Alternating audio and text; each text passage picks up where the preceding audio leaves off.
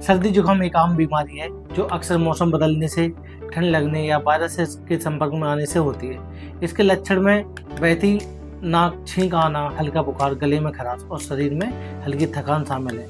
अधिकतर मामलों में यह कुछ दिनों में अपने आप ठीक हो जाता है, लेकिन हमें आराम, गर्म पानी और भाप और पौष्टिक आहार का ध्यान रखना चाहिए।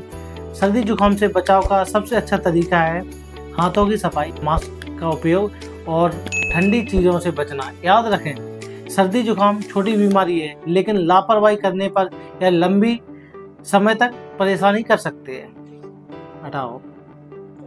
यह लंबे समय तक परेशान कर सकती है। समय पर आराम और सही देखभाल से हमें जल्द ठीक हो सकते हैं। धन्यवाद।